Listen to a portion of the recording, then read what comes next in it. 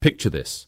You apply for a mortgage. You have a good income, a clean credit history, a stable job. You have done everything right. And you get rejected. You ask the bank why. They cannot tell you. Not because they are hiding something, but because they genuinely do not know. The decision was made by an algorithm, a black box, a system so complex that the people who deployed it cannot fully explain its reasoning. This is not a hypothetical. This is happening to people across the UK right now. Mortgages declined, loans refused, insurance premiums set, credit limits slashed, all by AI systems that no regulator fully understands, that no customer can meaningfully challenge, and that are making some of the most consequential financial decisions of people's lives. Your bank is not your friend. It never was. But at least when a human made the decision, you could argue with them. What do you do when the decision maker is a machine? Most people have a vague sense that banks use computers to make decisions. What most people do not realize is how completely and how recently AI has taken over every layer of that process. When you apply for a mortgage with a major UK lender, Barclays, NatWest, HSBC, Halifax, your application is assessed by an AI credit scoring model before a human ever sees it. That model analyzes hundreds of data points: your income, your spending patterns, your postcode, your employment history, the timing of your direct debits, how often you dip into your overdraft, and, in some models, data points you would never think to connect to your creditworthiness. Your postcode, for example.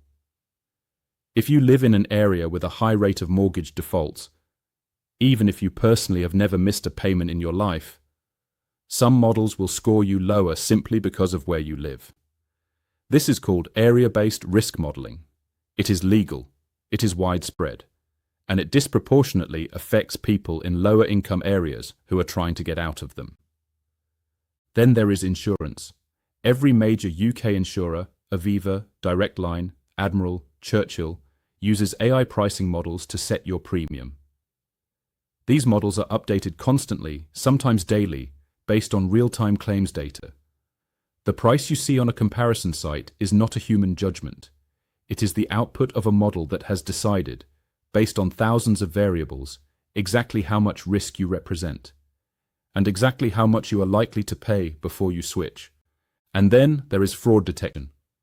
Every time you make a transaction, every contactless payment, every online purchase, every bank transfer, an AI scores it for fraud risk in real time, in milliseconds. If the score exceeds a threshold, your card is blocked. Usually correctly, sometimes not.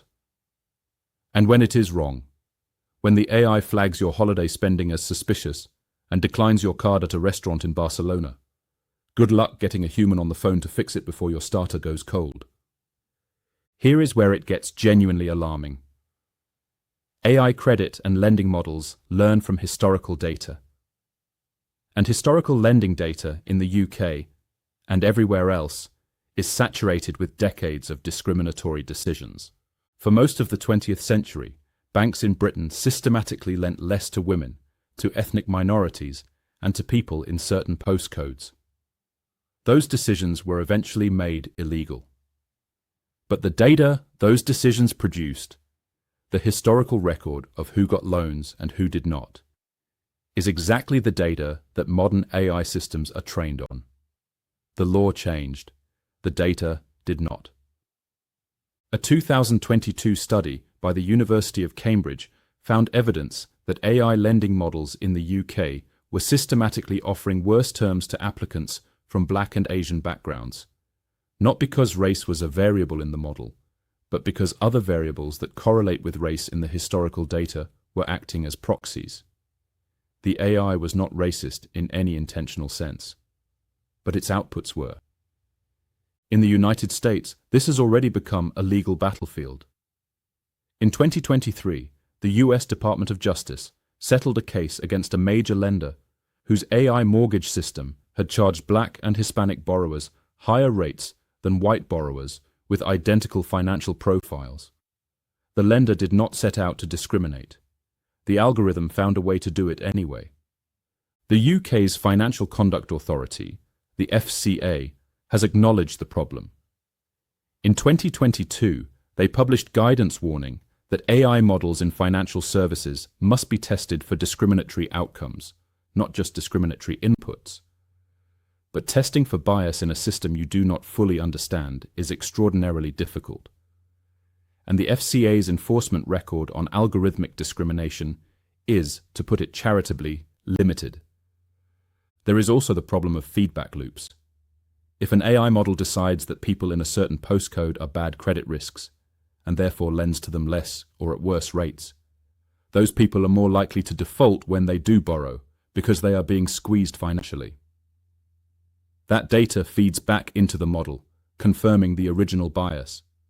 The algorithm creates the reality it predicts. Here is a question. If an AI system makes a decision that costs you thousands of pounds, a higher mortgage rate, a declined loan, an inflated insurance premium, do you have the right to know why? In theory, yes. Under GDPR, the data protection law that still applies in the UK post-Brexit, you have the right not to be subject to a decision based solely on automated processing that significantly affects you.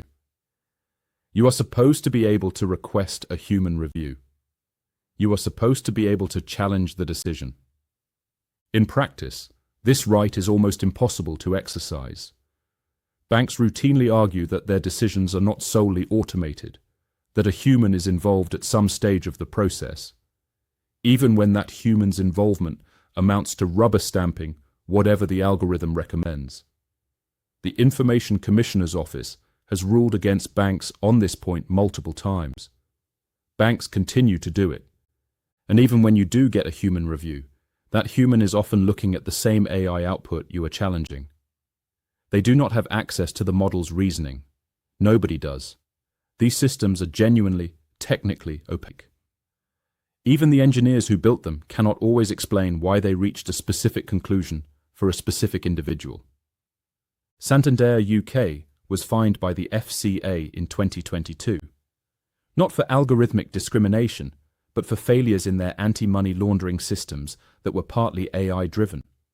Monzo, the challenger bank beloved by millennials, has faced criticism for accounts being frozen by AI fraud detection with no human recourse available for days. TSB's AI customer service system was found to be giving customers factually incorrect information about their own accounts. These are not fringe cases.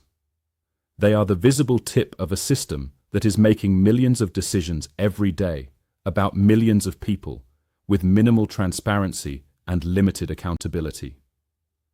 In the interest of fairness, because this channel does not do one-sided, let us acknowledge what AI in banking actually gets right.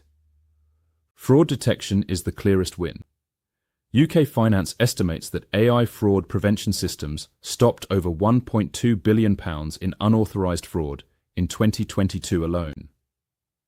That is money that would have come directly out of customers' accounts. The same AI that occasionally freezes your card in Barcelona is far more often stopping a criminal in Eastern Europe from draining your account at 3 a.m. AI has also dramatically democratized access to financial services. Before automated credit scoring, getting a loan required knowing the right bank manager, being able to demonstrate wealth through assets rather than income, and, often, looking and sounding a certain way. Algorithmic lending, for all its flaws, has made credit available to millions of people who would previously have been turned away at the door. And the challenger banks, Monzo, Starling, Revolut, have used AI to build customer service experiences that, for most people most of the time, are genuinely better than anything a traditional bank offered. Instant spending notifications, real-time budgeting breakdowns, instant overseas spending with no hidden fees. All of this is AI-powered, and all of it represents a real improvement in people's financial lives. The problem is not AI in banking. The problem is AI in banking with inadequate transparency, inadequate regulation, and inadequate recourse. The technology is not the villain. The deployment of it, without proper safeguards, is.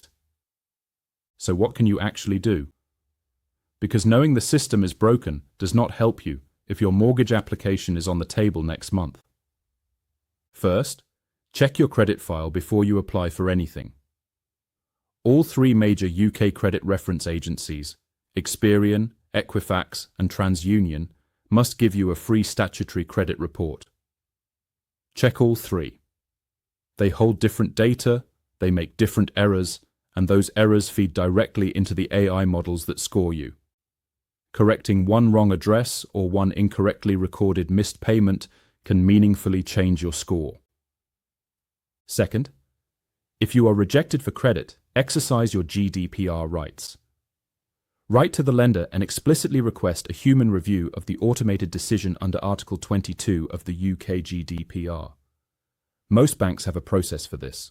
Most customers never use it. Use it. Third, be aware of your financial digital footprint. The AI models used by lenders can see your transaction data in extraordinary detail if you have open banking enabled. Gambling transactions, even small occasional ones, are known to negatively affect mortgage applications at some lenders. Irregular income patterns can trigger risk flags. This is not a reason to live your life differently.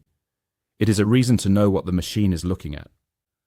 And fourth, use the Financial Ombudsman service. If you believe an automated decision has treated you unfairly, the Ombudsman can compel a bank to explain their process and, in some cases, overturn the decision. In 2022, the Ombudsman upheld over 60% of complaints related to automated fraud flags and account freezes. The system has teeth. Most people do not know it exists. Your bank has always known more about you than you know about it. That has always been the deal. But for most of history, the people making decisions about your money were human, fallible, biased, inconsistent, but human, capable of being argued with, capable of changing their minds, capable of being held accountable. The shift to AI decision-making is not inherently wrong, but it is happening faster than the law, faster than the regulators, and faster than the public conversation that should be accompanying it. And the people most affected, the people being quietly scored, quietly penalized, quietly excluded, are mostly the ones who can least afford it. Every week on this channel, we look at the ways AI is reshaping Britain. Not in the future, but right now, in your bank account, in your doctor's surgery, in the news you read this morning. If that matters to you, subscribe. And share this with someone who has ever been rejected for credit and never fully understood why. Next week, we are doing something different. We are going to show you a video of a British politician saying something they absolutely never said. And we are going to show you exactly how it was made. Because understanding deepfakes is no longer optional. It is a survival skill. See you Tuesday.